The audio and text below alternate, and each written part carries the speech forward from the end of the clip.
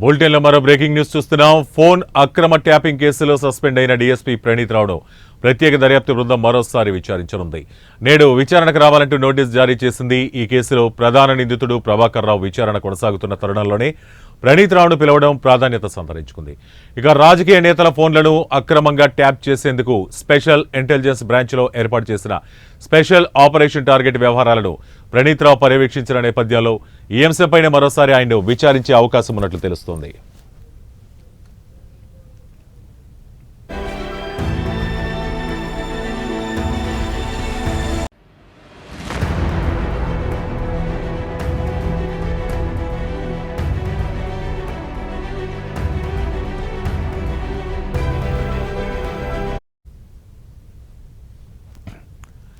ఎస్ఐబిలో మునిపెన్నడూ లేని రీతిలో ఎస్ఓటీని ఏర్పాటు చేసి ప్రత్యేక లీజర్ లైన్లు కంప్యూటర్ల ద్వారా ఫోన్ల అక్రమ ట్యాపింగ్కు పాల్పడిన ప్రణీత్ బృందం ప్రభుత్వం మారగానే హార్డ్ డిస్క్ను ధ్వంసం చేసి మూసీలో పడేసినట్లు దర్యాప్తులో బహిర్గతమైంది. వాటిని వెలికితీసిన దర్యాప్తు బృందం విశ్లేషణ నిమిత్తం ఫోరెన్సిక్ సైన్స్ ల్యాబొరేటరీకి పంపించింది.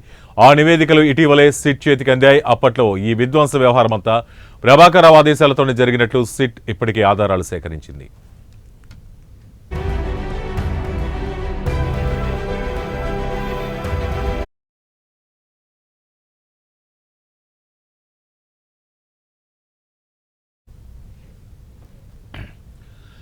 ఈ నేపథ్యంలో ఎఫ్ఎస్ఎల్ నివేదికల ఆధారంగా ప్రణీత్ రావును మరోసారి విచారించడం ద్వారా మరియు సమాచారం రాబట్టే యోచనలో సిట్ ఉందని, ఆ సమాచారం ఆధారంగా ఈ నెల 14న ప్రభాకర్ రావును విచారించే అవకాశం కనిపిస్తోందని విశ్వసనీయ వర్గాల ద్వారా తెలిసింది.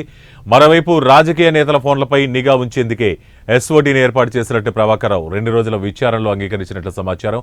ఈ నేపథ్యంలో ప్రణీత్ రావు ఇచ్చే వాంగ్మూలం అనంతరం ప్రభాకర్ రావు విచారణలో లభించే సమాచారంతో ట్యాపింగ్ కేసుకి మలుపు తిరిగే అవకాశం ఉన్నట్లు తెలుస్తోంది.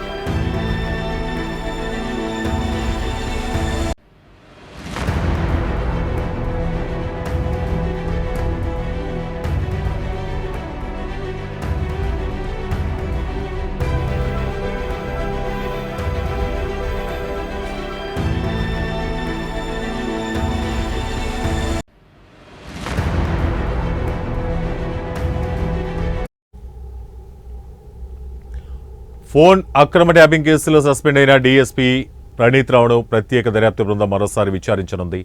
నేడు విచారణకు రావాలంటూ నోటీసు జారీ చేసింది. ఈ కేసులో ప్రధాన నిందితుడు ప్రభాకర్ రావు విచారణ కొనసాగుతున్న తరుణంలోనే ప్రణీత్ రావును పిలవడం ప్రాధాన్యత సంతరించుకుంది. ఇక రాజకీయ నేతల ఫోన్లను అక్రమంగా ట్యాప్ చేసేందుకు స్పెషల్ ఇంటెలిజెన్స్ బ్రాంచ్లో ఏర్పాటు చేసిన స్పెషల్ ఆపరేషన్ టార్గెట్ వ్యవహారాలను ప్రణీత్ రావు పర్యవేక్షించిన నేపథ్యంలో ఈ అంశంపైనే మరోసారి ఆయన్ను విచారించే అవకాశం ఉన్నట్టు తెలుస్తోంది.